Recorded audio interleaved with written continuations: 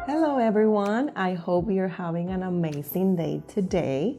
My name is Giselle Urbina and I work for the Urbina Law firm in Marietta. I'm the office manager and we're so excited that you're doing this camp today. With everything going on, I know this was gonna be in person, but I'm glad that you're able to do it virtual. And with that in mind, I would like you to keep engaged in this video so that way you can hear the keyword or the key phrase that I'm gonna say so you can probably win a laptop. So I hope you enjoy. And today is everything that I'm gonna be doing is sharing my story. How did I come here from my native country? How did I do high school not speaking the language? And how I was able to get through college and finally get a career.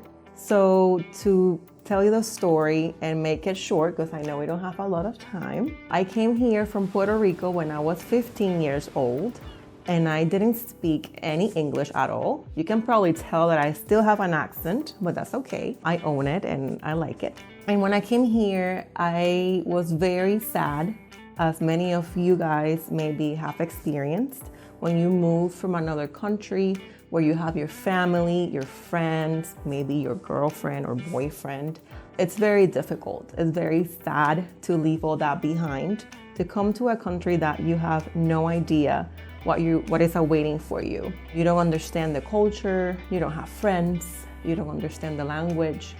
And honestly, to me personally, it was really difficult to move here at 15 years old. However, I still did it. I had no choice, honestly.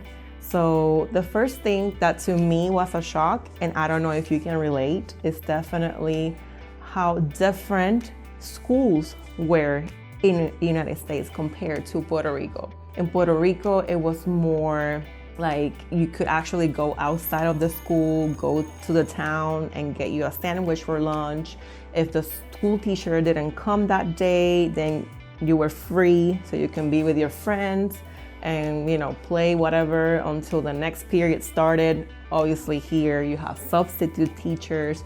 You don't go out of the school to eat lunch. You have a cafeteria. So all those things when I came here was a really big shock to me. Maybe you grew up here, so maybe you never seen that, but coming from another country with those two things only, to me was like, what in the world is going on?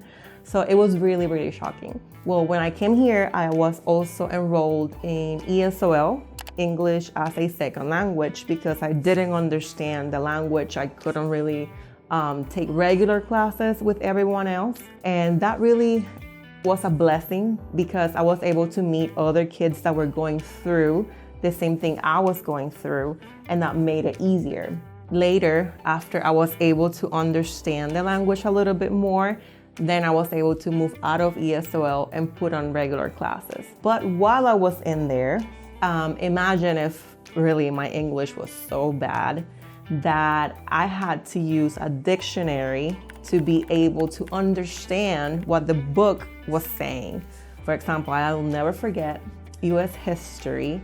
To me, it was like another language. Like in math, you can understand the numbers. They're the same thing in Spanish and English.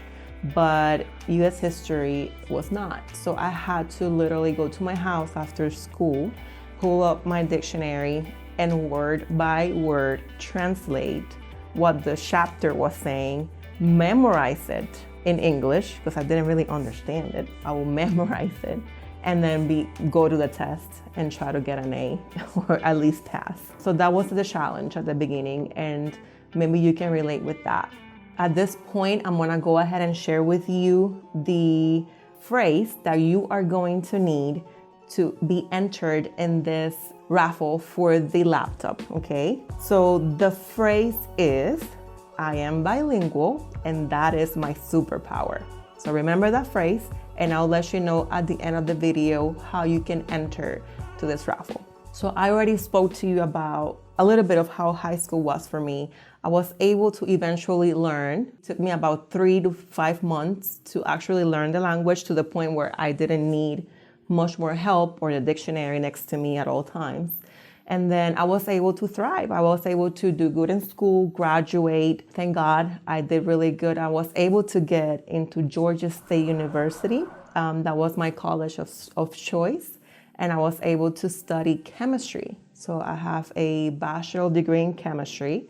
And after that, I was able to do my master's degree in biochemistry. Very grateful for that as well. And you might think, how in the world she studies science, but she works in a law firm? You know, life sometimes happens that way, where you study something, and I did work on my field for a couple of years, but then I got married, had children, and had to change it because of my family. But I'm here to tell you, it doesn't matter what your story is, where you come from, how difficult it is. If you really, really want to do it, if you want to be an artist or be a doctor or be a lawyer or be a scientist, you can truly do it. It does not matter that you don't speak the language. It does not matter that your parents might not be able to help you as much as you need. There's always help out there. There's always people that are willing to help you. You just have to find the right people to help you, right? In my case, I was able to find scholarships that helped me get through college, at least to pay for some of it, because for the rest of it, I had to take a loan. But the help is out there. There's people like us here at Urbina Law Firm that are willing to help you as much as possible. We offer a scholarship every year for students who are DACA students, who unfortunately have to pay out-of-state tuition many times to go to college. We offer a scholarship to help with at least a little bit of that burden. You are not alone. Many of us have gone through moving from a different country here. Many of us have gone through having parents who don't speak the language and cannot help us as much. Many of us have gone through not fitting in with the culture here in the United States, at the beginning at least, because it's so different from the one in our countries. And it's so hard to make that adjustment. I'm telling you, you're not alone. If you need help, if you don't understand something, talk to your school counselor. Talk to organizations that are there to help you and have resources. Talk to people that have been through the same thing you are going through and see how they did it. With me, it was a lot of hard work, not giving up, dedication, and knowing that I could do it. I believed in myself, and I definitely was able to get through the difficult parts and able to get to what my dream was. And I'm very grateful for that. I'm grateful to myself because I believed in me. Sometimes that's all it takes, believing in yourself so that you can thrive and you can get and achieve your goal.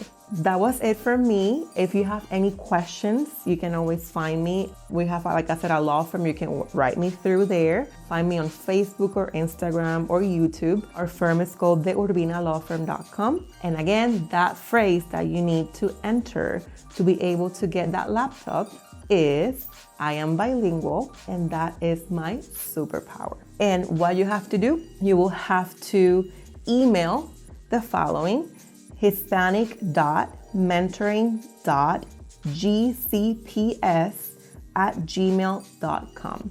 Number 1, tell us the key phrase. Again, I am bilingual, and that's my superpower. That's the key phrase. And number 2, you will have to tell us why you think that being bilingual is your superpower. If you do that, you will be entered in this opportunity to get a laptop. And again, that email is hispanic.mentoring.gcps@gmail.com. I really hope you enjoyed my story, and if you have any questions, you can let me know, and I really hope you enjoy the rest of your day.